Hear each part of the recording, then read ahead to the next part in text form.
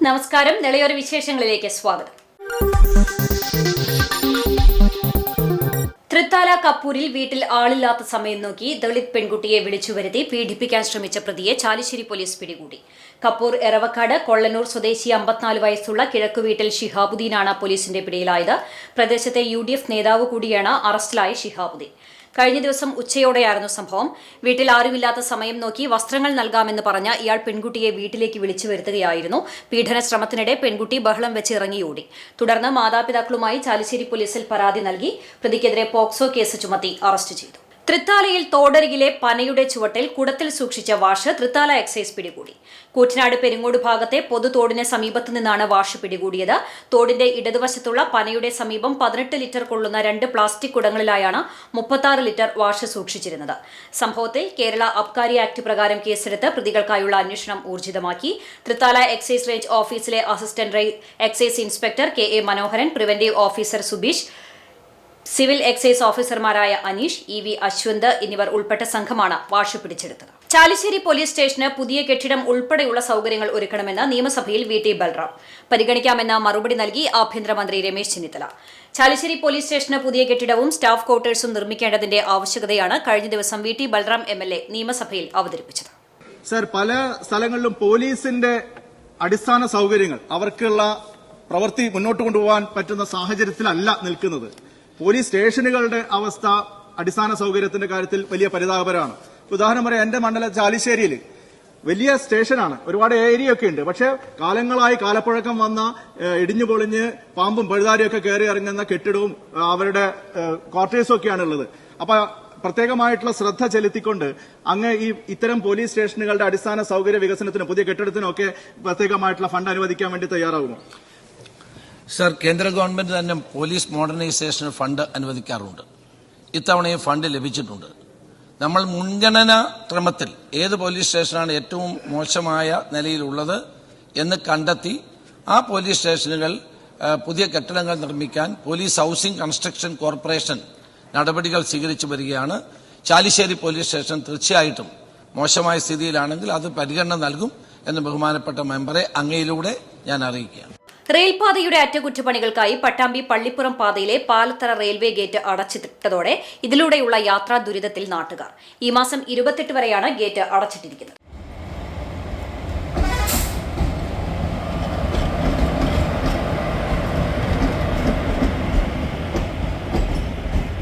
റെയിൽപാതയുടെ അറ്റകുറ്റപ്പണികൾക്കായി ഈ മാസം 19 ഉച്ച മുതലാണ് പട്ടാമ്പി പള്ളിപ്പുറം പാതയിലെ പാലത്തറ റെയിൽവേ ഗേറ്റ് അടച്ചിട്ടത്. ഈ മാസം 28 വരെ ഗേറ്റ് അടച്ചിടുമെന്നാണ് ഇപ്പോൾ റെയിൽവേ അറിയിച്ചിരിക്കുന്നത്. റെയിൽവേ ഗേറ്റ് അടച്ചതോടെ ഈ വഴിയുള്ള യാത്രക്കാർ ദുരിതത്തിലായി. പള്ളിപ്പുറം പട്ടാമ്പി മേഖലയെ ബന്ധിപ്പിക്കുന്ന പ്രധാന വഴികളിലൊന്നായ പാലത്തറ ഗേറ്റ് വഴിയുള്ള ഗതാഗതം പൂർണ്ണമായും തടസ്സപ്പെട്ടിരിക്കുകയാണ്. ഇതോടെ കിലോമീറ്ററോളം യാത്ര ചെയ്തു വേണം ആളുകൾക്ക് ലക്ഷ്യസ്ഥാനത്തെത്താൻ എന്ന സ്ഥിതിയായിരിക്കുകയാണ്. റെയിൽവേ അധികൃതർ സുരക്ഷാ മുൻകരുതലിന്റെ ഭാഗമായാണ് ഗേറ്റ് അടയ്ക്കുകയും റോഡിൽ കോൺക്രീറ്റ് ബ്ലോക്കുകൾ നിരത്തി വാഹന ഗതാഗതം തടയുകയും ചെയ്തിരിക്കുന്നത്. ദിവസേന ജോലിക്കും പഠനത്തിനുമായി പട്ടാമ്പിയിലേക്കും സമീപ പ്രദേശങ്ങളിലേക്കും പോകുന്ന നൂറുകണക്കിന് ആളുകൾക്കാണ് ഇത് ദുരിതമായിരിക്കുന്നത്. വിദ്യാർത്ഥികൾ അടക്കമുള്ളവരും വലിയ ദുരിതത്തിലാണ്. വളാഞ്ചേരി, ചെമ്പ്ര, തിരുവേപ്ര ഭാഗങ്ങളിലേക്ക് പോകുന്നവർക്ക് പട്ടാമ്പി വഴിയോ കൊടുമുണ്ട വഴിയോ പോകേണ്ട അവസ്ഥയാണ്. പാലത്തറ ഗേറ്റിന് ഇപ്പുറം മുതൽ പട്ടാമ്പിയിലേക്ക് ബസ് സർവീസ് ഉണ്ട്. വളാഞ്ചേരിയിലേക്കും ബസ് സർവീസ് ഉണ്ട്. എന്നാൽ പള്ളിപ്പുറത്ത് നിന്നും പാലത്തറ ഗേറ്റിലേക്ക് എത്തണമെങ്കിൽ 4 കിലോമീറ്ററോളം ഓട്ടോറിക്ഷയിൽ സഞ്ചരിക്കേണ്ട സ്ഥിതിയാണ്. ഓട്ടോ കൂലി പലർക്കും താങ്ങാവുന്നതിനും അപ്പുറമാണ്. ബുദ്ധിമുട്ട് പറയാൻ ഇത് ഒരുപാട് പ്രയാസം തന്നെയാണ്. കാരണം ഇത് ഏതോ കാലത്ത് വരേണ്ടതാണ് സംഭവം. ഈ പാർട്ടി അങ്ങോട്ടും ഇങ്ങോട്ടും മാറി എക്സ്ചേഞ്ച് ചെയ്തിട്ട് മനുഷ്യന്മാരെ ഭയങ്കര ദുരിതത്തിലാണ്. 25 എന്നാണ് പോലെ അവിടെ എഴുതിയിട്ടിരിക്കുന്നത്. ചിലപ്പോൾ 26 ആവും, ചിലപ്പോൾ 27 ആവും. പിന്നെ ചെയ്യാതിരിക്കാൻ പറ്റില്ല എല്ലാ വർഷവും, അത് വേറെ കാര്യം. പക്ഷെ ഇതിനൊരു പരിഹാരം എന്തില്ലെങ്കിൽ ഒരു മേപ്പാലം കൊണ്ടുവരാനുള്ള ഒരു സങ്കല്പം കൊണ്ടുവരിക, അല്ലെങ്കിലോ അപ്പുറത്തുള്ള പാലത്തിൻ്റെ പരിപാടി തുടങ്ങും. എത്ര പ്രയാസമുണ്ട്. അക്കരക്ക് കടക്കണമെങ്കിൽ കൊടുമുണ്ട പാലം കടന്നിട്ട് വേണം, ഗേറ്റ് കടന്നിട്ട് വേണം. എത്ര കിലോമീറ്റർ ഇവിടുന്ന് ഓടണം. പിന്നെ ആ ഓപാലത്തിൻ്റെ ഉള്ളിൽ ഒരു ബൈക്ക് നേരം പോലും കൂടി കൊണ്ടുപോകാൻ പറ്റാത്തൊരു കണ്ടീഷനാണ്. പള്ളിപ്പുറം ഭാഗത്തുനിന്നും കരുവാമ്പടി അഞ്ചുമൂല ഭാഗങ്ങളിലേക്ക് വിദ്യാഭ്യാസ സ്ഥാപനങ്ങളിലേക്ക് പോകുന്ന ചെറിയ കുട്ടികൾ ഉൾപ്പെടെയുള്ളവർക്കും യാത്രാക്ലേശം നേരിടുന്നുണ്ട്. ഇവരെ ഇപ്പോൾ ഇരുഭാഗങ്ങളിലും വാഹനം ഏർപ്പാടാക്കിയാണ് സ്കൂൾ അധികൃതർ കൊണ്ടുപോകുന്നത്. ഇതിനായി നിരവധി അധ്യാപകരുടെ സേവനവും ഇവിടെയുണ്ട്. ഇരുചക്ര വാഹനങ്ങൾ ഉൾപ്പെടെയുള്ള ചെറുവാഹനങ്ങൾക്കും ഇതിലൂടെ കടന്നുപോകുവാൻ അനുമതിയില്ല. അടിയന്തര ആവശ്യങ്ങൾക്കും ആശുപത്രി യാത്രകൾക്കുമായി പോകുന്നവരും ഇതുമൂലം വലിയ പ്രതിസന്ധിയിലാണ്. അറ്റകുറ്റപ്പണികൾ 25 വരെ എന്നാണ് നേരത്തെ അറിയിച്ചിരുന്നത്. എന്നാൽ ഇത് 28 വരെയാക്കി മാറ്റിയിട്ടുണ്ട്. വീണ്ടും ഇത് നീട്ടുമോ എന്ന ആശങ്കയും നാട്ടുകാർക്കുണ്ട്. പട്ടാമ്പിയിൽ കരാറുകാരുടെ കോർഡിനേഷൻ കമ്മിറ്റി ഭാരവാഹികളെ മർദ്ദിച്ച ഇതര സംസ്ഥാന തൊഴിലാളികൾക്കെതിരെ നടപടിയെടുക്കണമെന്ന ആവശ്യവുമായി ചെറുകിട കരാറുകാരുടെ കൂട്ടായ്മ രംഗത്ത്. കൂലി വർധനവ് ആവശ്യപ്പെട്ടാണ് ഒരു വിഭാഗം തൊഴിലാളികൾ തങ്ങൾക്ക് നേരെ അക്രമാസക്തരായതെന്നും കോർഡിനേഷൻ കമ്മിറ്റി ഭാരവാഹികൾ പട്ടാമ്പിയിൽ വിളിച്ചു ചേർത്ത വാർത്താസമ്മേളനത്തിൽ അറിയിച്ചു. ഇതര സംസ്ഥാന തൊഴിലാളികളുടെ കൂലി വർധനവുമായി ബന്ധപ്പെട്ട് ചെറുകിട കരാറുകാരുടെയും ഗവൺമെന്റ് കരാറുകാരുടെയും മറ്റും നേതൃത്വത്തിൽ രൂപീകരിച്ച കോർഡിനേഷൻ കമ്മിറ്റി ഭാരവാഹികൾക്ക് നേരെയാണ് കഴിഞ്ഞ ദിവസം പട്ടാമ്പിയിൽ ഇതര സംസ്ഥാന തൊഴിലാളികൾ പ്രതിഷേധവുമായി എത്തിയത്. ജില്ലാ ലേബർ ഓഫീസുമായി നടത്തിയ ചർച്ചയിൽ ഇതര സംസ്ഥാന തൊഴിലാളികൾക്കുള്ള കൂലി നിശ്ചയിച്ചിരുന്നു. ഇത് പ്രകാരം മേസന് 900 രൂപ മുതൽ 950 വരെയും ഹെൽപ്പർക്ക് 800 രൂപയുമായി വേതനം നിശ്ചയിച്ചിരുന്നതാണ്. എന്നാൽ അവശ്യ സാധനങ്ങളുടെ വില വർധനവ് കണക്കിലെടുത്ത് ഹെൽപ്പർക്ക് 900 രൂപയും ചിലവും മേസന് 1150 രൂപയും ചിലവും കൊടുക്കുവാൻ കോർഡിനേഷൻ കമ്മിറ്റി തീരുമാനിക്കുകയായിരുന്നു. ഇക്കാര്യം തൊഴിലാളികളെയും ഇടനിലക്കാരെയും ധരിപ്പിച്ച വേളയിലാണ് ഒരു വിഭാഗം ഇതര സംസ്ഥാന തൊഴിലാളികൾ തങ്ങൾക്ക് നേരെ അക്രമാസക്തരായിരുന്നെന്നും കോർഡിനേഷൻ ഭാരവാഹികൾ പട്ടാമ്പിൽ വിളിച്ചു ചേർത്ത വാർത്താ സമ്മേളനത്തിൽ പറഞ്ഞു. തൊഴിലാളികൾക്കിടയിലെ ക്രിമിനലുകളാണ് ഇത്തരത്തിലുള്ള പ്രവൃത്തികൾക്ക് മുതിർന്നത്. ഇവരെ നിയമത്തിന് മുന്നിൽ കൊണ്ടുവരണമെന്നും ഭാരവാഹികൾ ആവശ്യപ്പെട്ടു. ഇതര സംസ്ഥാന തൊഴിലാളികളുടെ കൂലി വർധനവ് സംബന്ധിച്ച് പാലക്കാട് ജില്ലയിലെ പട്ടാമ്പിയിൽ ചെറുകിട കരാറുകാരുടെ സംഘടനയായ CWSAയും ഗവൺമെൻറ് കോൺട്രാക്ടേഴ്സും വിവിധ തരത്തിലുള്ള കരാറുകാരും ചേർന്നുകൊണ്ട് ഒരു കോർഡിനേഷൻ കമ്മിറ്റി രൂപീകരിക്കുകയുണ്ടായി.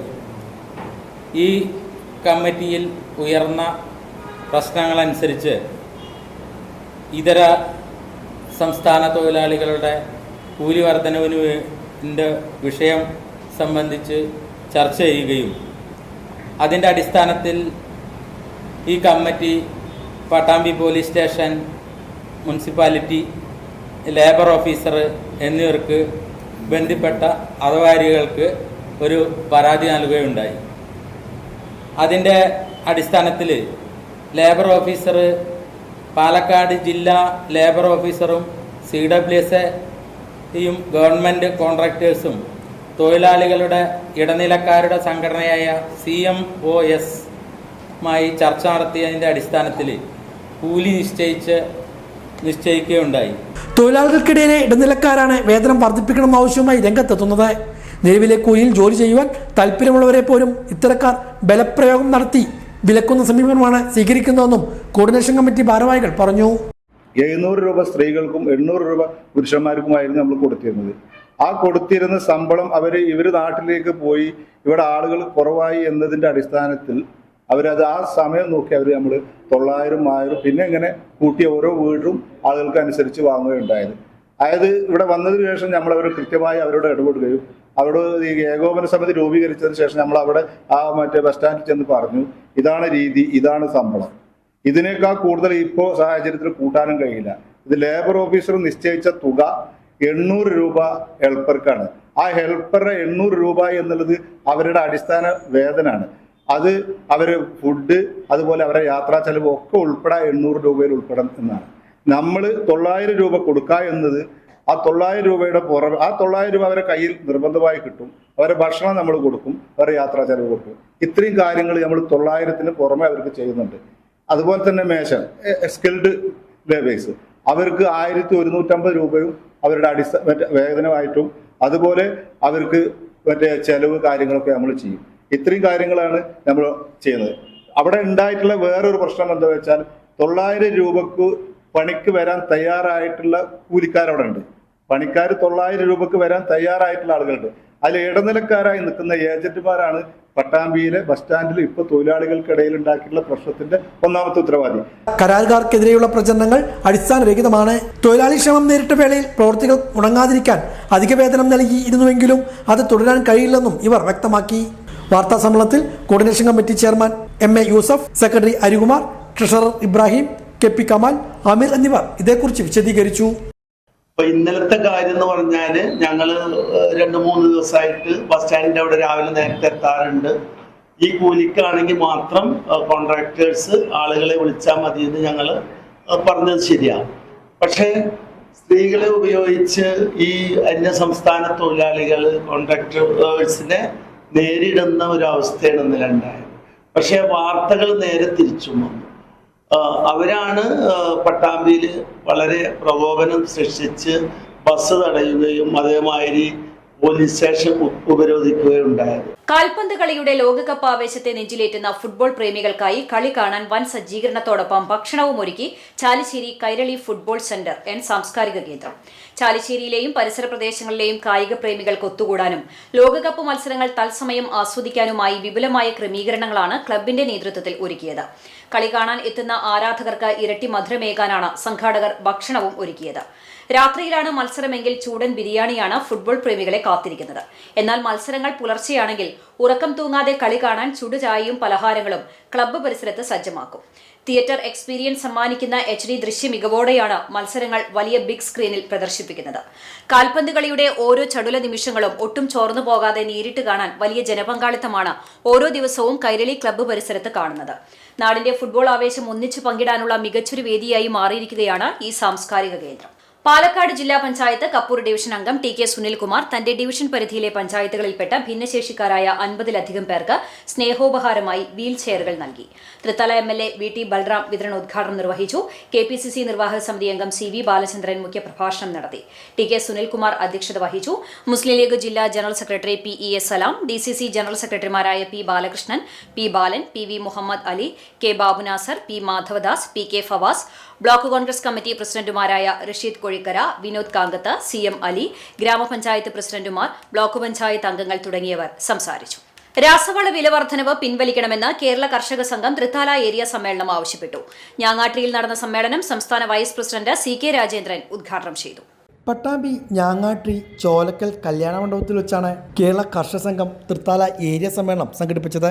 രാസവളത്തിന്റെ വില വർധനവ് പിൻവലിക്കണമെന്ന് സമ്മേളനം പ്രമേയത്തിലൂടെ ആവശ്യപ്പെട്ടു. കർഷക സംഘം സംസ്ഥാന വൈസ് പ്രസിഡന്റ് CK രാജേന്ദ്രൻ സമ്മേളനം ഉദ്ഘാടനം ചെയ്തു. ആ യുദ്ധം ഏതെങ്കിലും ഒരു രാജ്യത്തോ ഏതെങ്കിലും ഒരു പ്രദേശത്തോ മാത്രം നിൽക്കുന്നതല്ല, ലോകവ്യാപകമായി അതിന്റെ കെടുതി ഉണ്ടാവും. അതിപ്പോഴാണ് നമ്മുടെ രാജ്യത്തെ മലയാളികൾക്ക് മനസ്സിലായത്. നമ്മളിതിനെല്ലാം എതിരായിട്ട് അഭിപ്രായം പറയുമ്പോൾ ലോകത്തെവിടെ ഏത് കലാപങ്ങളും പ്രശ്നങ്ങളും ഉണ്ടായാലും അതൊക്കെ നമ്മളെ ബാധിക്കും എന്നതുകൊണ്ട് അത്തരം കലാപങ്ങളോ പ്രശ്നങ്ങളോ ഉണ്ടാകാൻ പാടില്ല. അതാരാണ് അതിന് നേതൃത്വം കൊടുക്കുന്നത്? എന്താണ് അതിന് പരിഹാരം? എന്തിനാണ് നമ്മളെല്ലാവരും അതിനെതിരെ പ്രതികരിക്കേണ്ടത്? ഇതെല്ലാം നമ്മൾ പറയുമ്പോൾ നമ്മളെ പലരും പരിഹസിച്ചത്.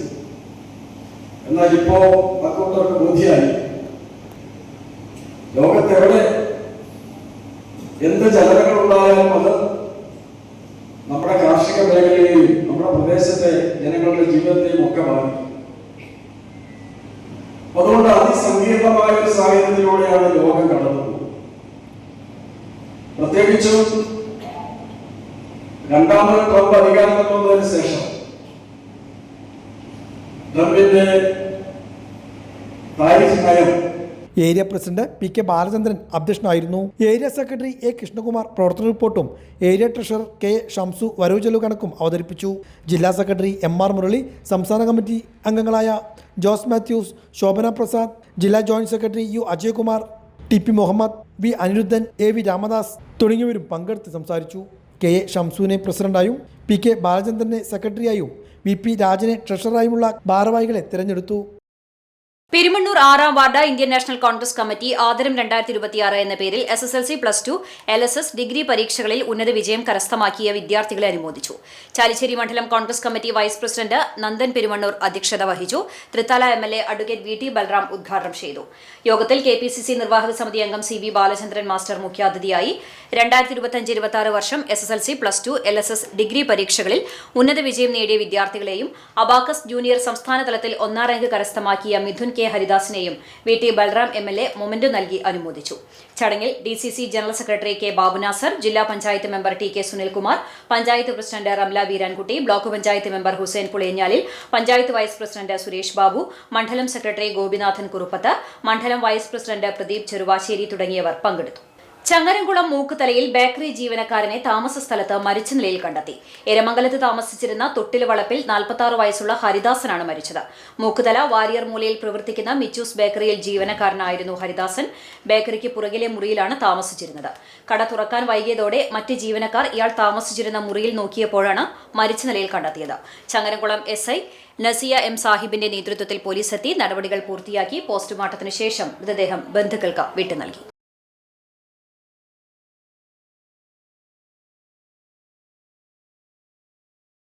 ഇതോടെ നിലയോര വിശേഷങ്ങൾ സമാപിക്കുന്നു. നമസ്കാരം.